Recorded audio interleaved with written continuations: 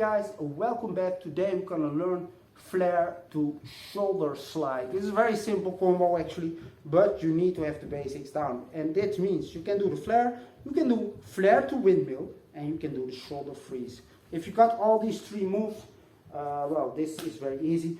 By the way, I'm saying flare because I myself use the flare, but it doesn't matter. You can use any power move that you actually can combine to the windmill. So let me explain how that works. Well, simply a flare to the windmill, like we're gonna do right now, but instead of doing the windmill, I just try to stop on my shoulder and leave my hands on the floor. And to make it a little bit easier, I actually roll a little bit forward. So I'm actually a little bit on the back like this.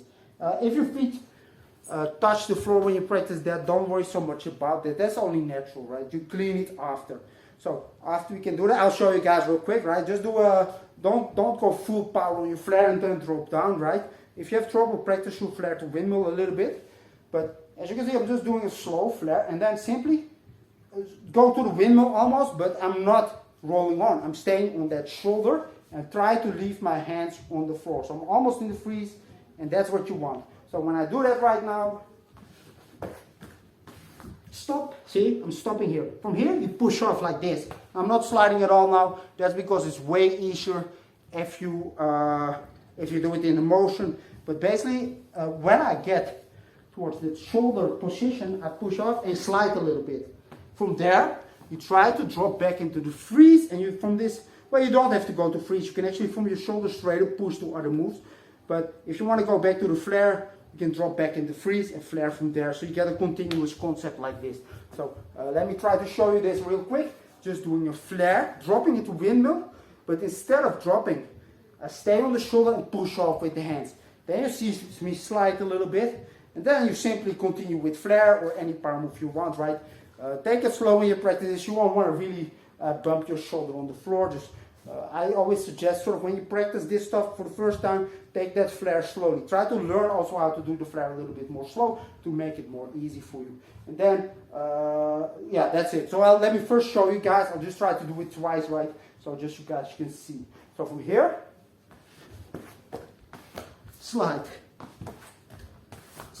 right? Like that.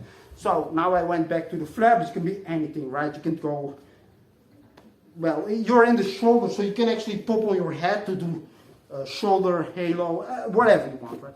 So, okay, from there I can continue however I want. But another thing that's really good about this move actually, as you push off with the hands, is their hands are in the air, so you can really be creative. Slide like this. Slide with the hands behind your back. Slide like that, right? Make your own little crap with it, and that's half the fun, right?